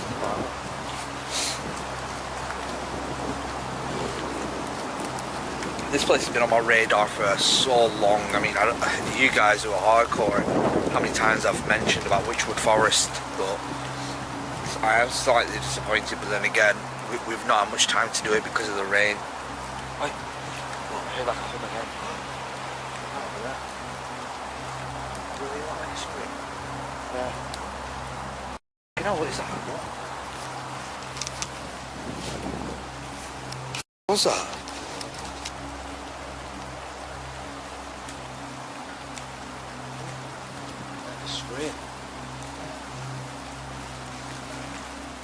Dan became convinced he could see a figure standing on the hillside, a glow appearing somewhere it had absolutely no business being. Is that a light coming up there? Where? Over there? Is that like a light? Is that somebody stood there? Am I seeing things? I don't know, bro. No, I think you're seeing things. By 6:16 in the morning, they were breaking camp, the fire reduced to embers, and the forest slowly brightening around them. They walked away feeling let down, as though the night had given them very little. But something had been out there with them. Something that found the whole situation entertaining, and whatever that voice belonged to, it held off until the very moment they were ready to leave before making itself known. So what was that laughter drifting through the trees? What cried out as daylight crept closer? And what exactly was watching them all along? A YouTube channel dedicated to camping at unsettling locations decided to explore the area near Buck's grave. While capturing some footage for their video, they noticed a distant figure with a headlamp cutting through the darkness. Then, without warning, the light went out, and the night got a whole lot more sinister. As they pushed further along the narrow, pitch-black forest road, they came across someone lying on the ground beside it. Dale, what the f, dude? I'm zooming in, I can't. Dale, what the f? What the f are we supposed to do? Ain't nobody supposed to be out here? Oh, sh. That just walked in the woods. Where's the headlamp at? The headlamp should be right there. Like he didn't, like he stopped. Did he turn off the light? Can you see in there? No, I can't see. I'm zoomed in. I can't hardly see. What the f did we just walk in on? What was he holding? What are you doing? I don't know. What are you doing? I don't want to just sit here. Well, why can't we just go? We can't turn around any fucking where. Damn it. The road is too narrow. I can't back up and do this. You can't? You got to reverse camera? We have to go forward. We have to go forward. What the f, dude? David. There's just a huge cliff. There's just a huge cliff right here. I don't know what you want me to do. Are you f***ing serious, bro? The individual jumped to their feet, killed the headlamp, and disappeared into the trees without a trace. Past it? No, it was right in here. Up in there. Oh, there's f***ing light. Is that him laying on the ground? No, he f***ing threw the light on the ground. He f***ing threw that damn light on the ground. There's the light. There's the light. Would you open down the window, dude? You can't. Are you serious right now, Dale? You can't see it. I thought I heard something. That light's just sitting there. He f***ing threw it down. Hold on. Who's that? Hold on. You might need help. Hello? You need help?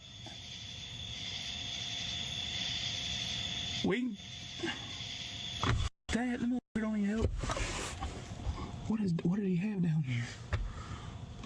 Whatever they had been carrying, they dropped it right there on the ground. With nowhere to turn around, the crew had no choice but to press on into the shadows. Then something happened. This is some dumb shit. This ain't even what we're supposed to be here for. Dude, I couldn't hear or see anything out there. It's so pitch black. Damn.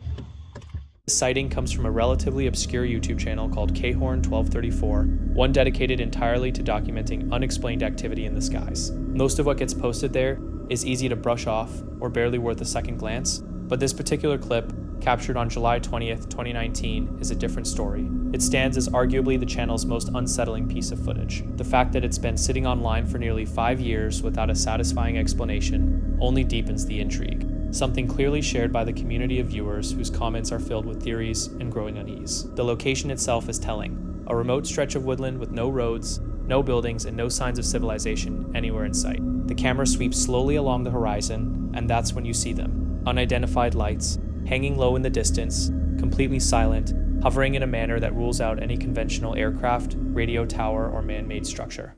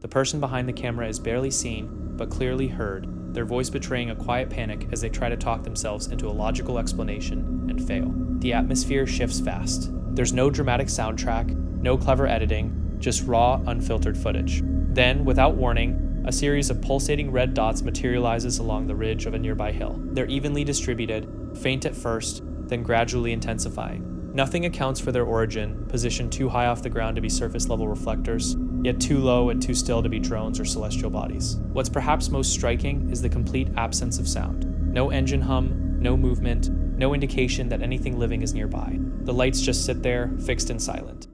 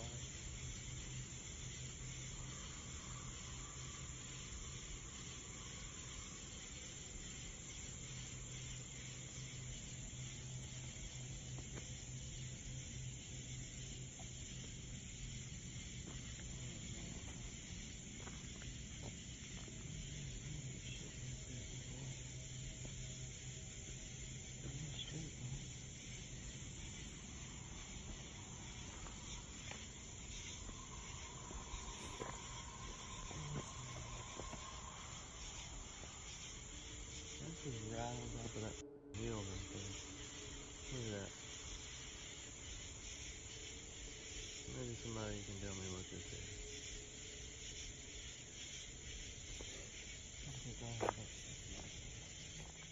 As though watching. The footage runs for several minutes before cutting out, and that's where the trail goes cold. No follow-up video, no second visit to the location, no explanation left in the description by Khorne 1234. The whole thing is left wide open, almost deliberately so, and viewers have run with it. The comments section is a mix of measured skepticism and full-throttle speculation, extraterrestrial craft, classified government operations, interdimensional phenomena. Skeptics have floated ideas like camera artifacts, atmospheric distortion, or even projection mapping, but none of those explanations fully account for the terrain, the distance, or how consistently the lights behave throughout the clip. So the mystery stands. What exactly did Khorne 1234 film out there that night? As always, drop your thoughts below and let me know what you think. This clip comes from Grizzly Gans, a YouTube channel dedicated to wild camping, backpacking, and uncovering local folklore and strange history, usually with his French bulldog Fendi by his side. Gans ventures into the remote and unsettling corners of the UK, and occasionally what he encounters goes well beyond the natural world. It's August 11th, 2024, and Gans heads out for a solo wild camp with Fendi in an isolated English woodland. Dealing with midges, gusting winds, and shifting weather, the outing begins as a straightforward gear test, but the atmosphere shifts quickly. As darkness sets in, strange sounds drift through the trees, and glowing eyes materialize in the shadows. Even Fendi is visibly unsettled, reacting to something neither of them can identify. Don't even know if you'll be able to see out through GoPro.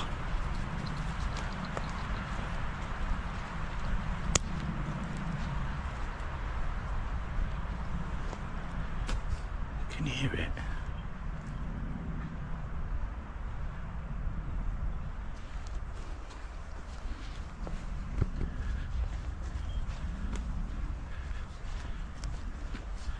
What the hell's that? Look at that.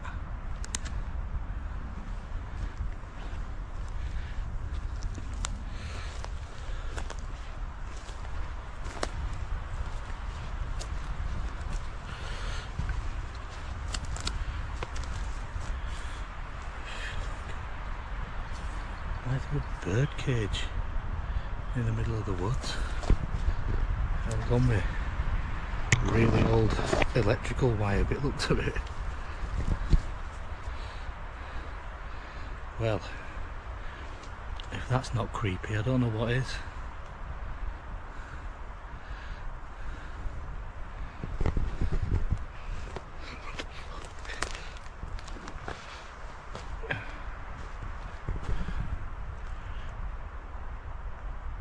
Hey, thought you'd be eating Maltesers.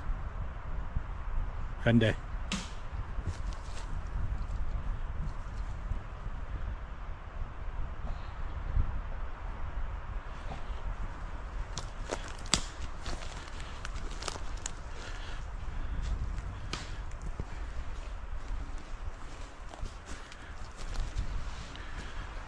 Sounds like it's coming from over here.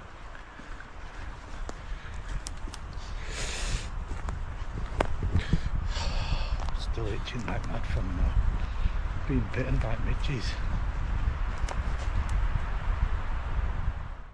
While scouting the surrounding area, the two come across something that stops them cold. A cage fastened to a tree with electrical wire. No clear reason for it, no explanation, just a rough, crude cage sitting in the middle of the forest, and movement somewhere in the distance hinting that they might not be out there alone. People keep telling me to look up in my videos. Don't know what I'm supposed to be looking for, like. There's so much shiny on that. What are you eating?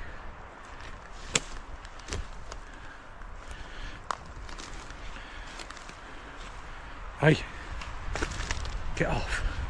What are you eating? Get off it. Leave it.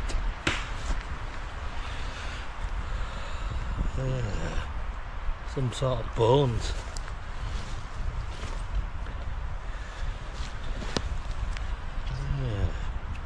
You dirty little scruff bag. Leave it alone. Yeah, look there.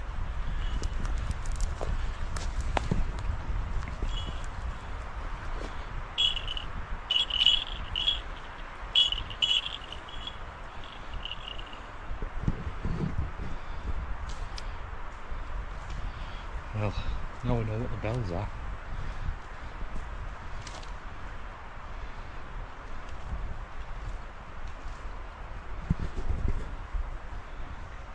Oh, Fendel's going mad.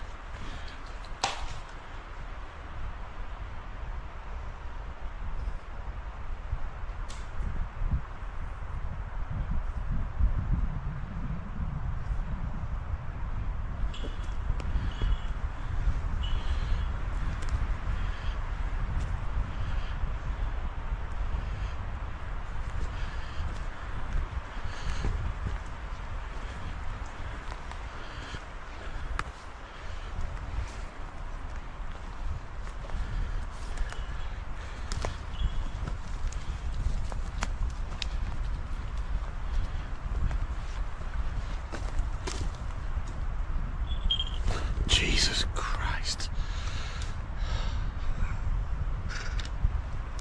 Shut me pants then. What's going on with these bells? Just look up.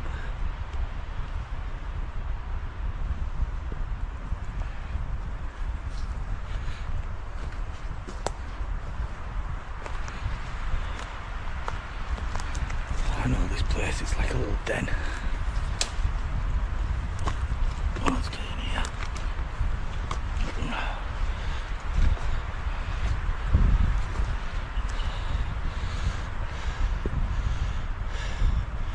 Oh, come on.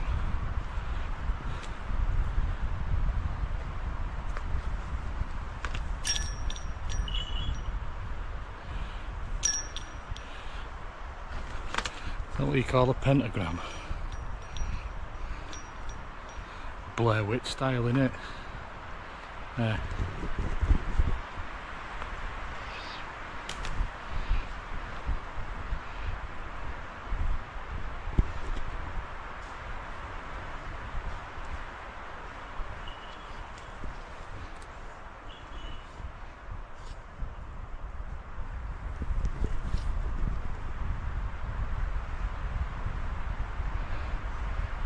I'm sure I can hear me. Hello? And then things get stranger still. Bells, actual physical bells, begin turning up all across the woodland, lashed to trees, dangling from sticks, and arranged inside what appears to be a crude handmade den. At its center sits a pattern, possibly a string star or pentagram, strung with even more bells. As Gans investigates, he starts picking up the sound of voices drifting in from somewhere in the dark. Hello?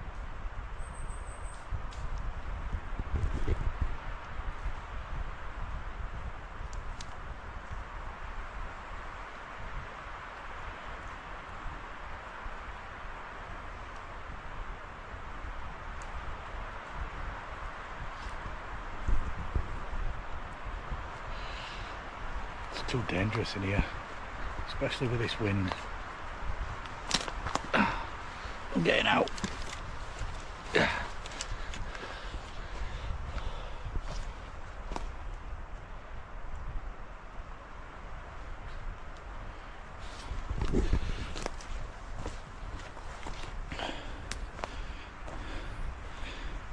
I'm taking these bells though. These'll do. People keep telling me I need to put a tripwire up around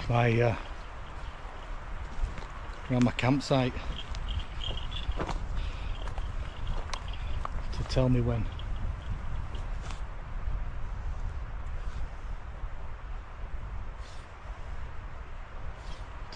People are,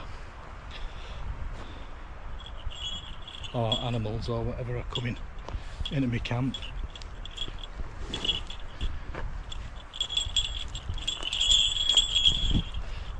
I'm the one with the bells now.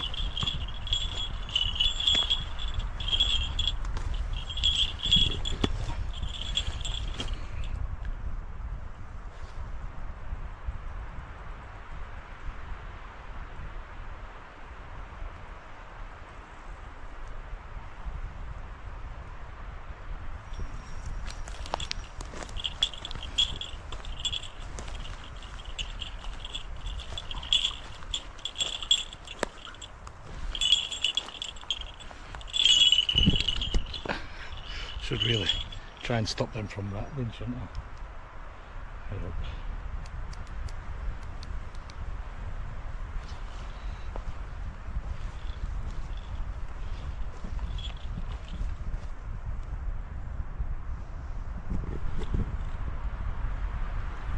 I can see something that looks like eye shine to me.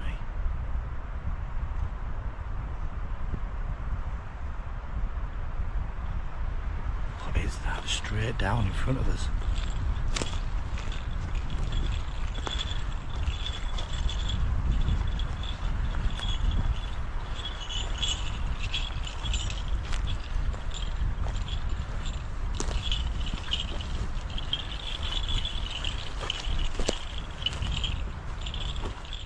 Bells in hand, Gans and Fendi press deeper into the night. The occasional crack of a snapping twig and the unsettling glint of eyeshine staring back from the tree line make one thing very clear. Something is out there with them. Can you see it? That's them trees. I don't know if you'll be able to see it with this. Hold on. Yeah, it's moving. Where's my phone?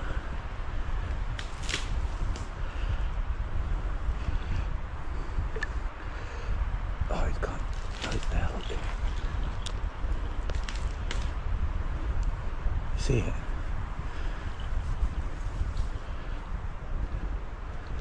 See that eye shine there? Look, it's gone now.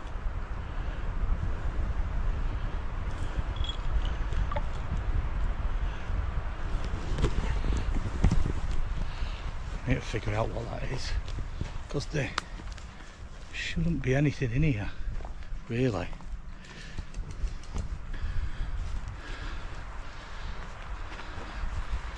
Might have been a deer, but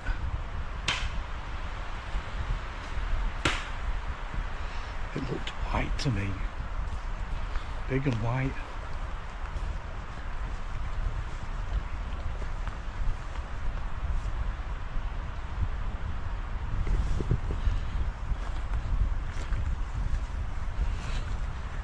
Oh, I'm in a bog.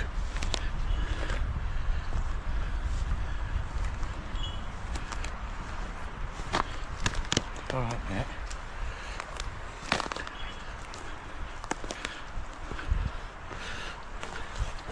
It's up there now. Go past that tree. It's jumped over that wall, so whatever it is, it's pretty nimble. It's going to be a deer, isn't it? But oh, this is a bog.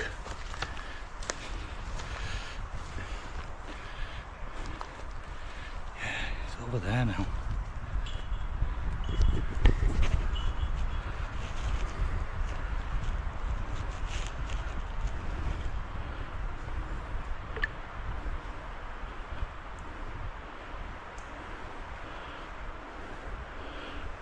is it? I can't see it.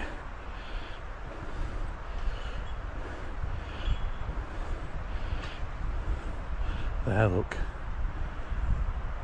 2 eyes shining at me.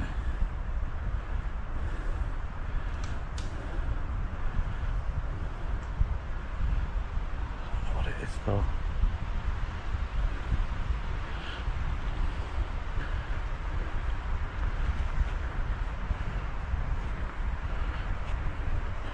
Oh, it's boggy as hell here.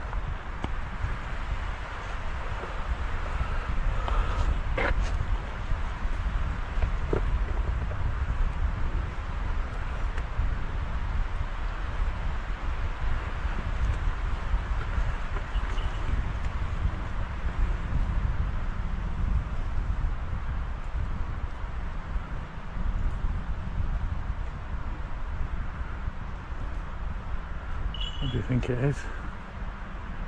In this woodland, just staring at me.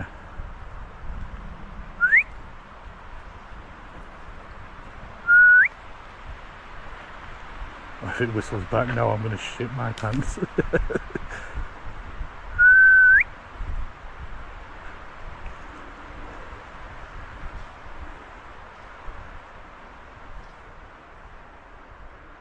Definitely moving its head. Wouldn't be a deer, would it? Because a deer would have been gone by now. It wouldn't be hanging about.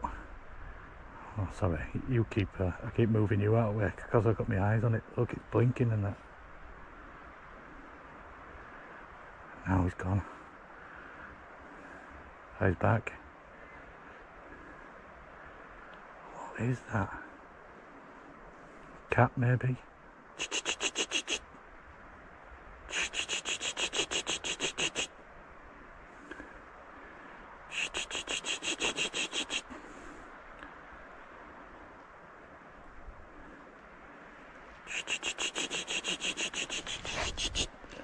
I'm gonna see if I can get a photo,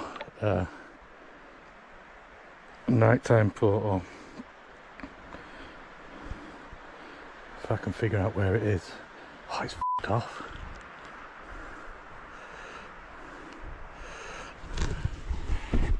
We're gonna follow it, mate. I need to figure out what this thing is, because otherwise it's gonna do me head in all night, especially with these weird bells and that hanging about everywhere.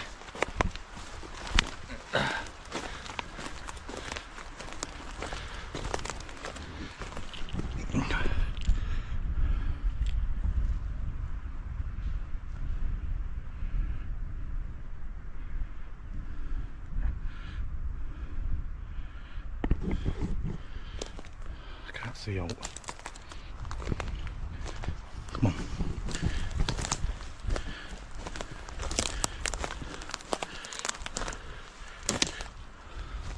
Then comes the moment that overshadows everything else. 2 glowing eyes in the distance, completely still, locked directly onto them. Gans and Fendi make it to morning without incident, but the night leaves behind a string of deeply unsettling questions. Why were bells hanging from so many trees? Who built that cage and left it out there? What was causing that movement in the darkness? And most chilling of all, what was wildlife?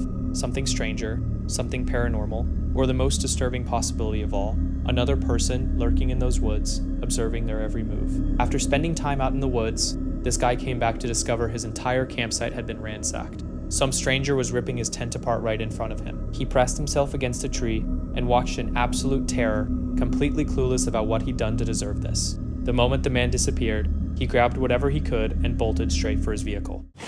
Oh no.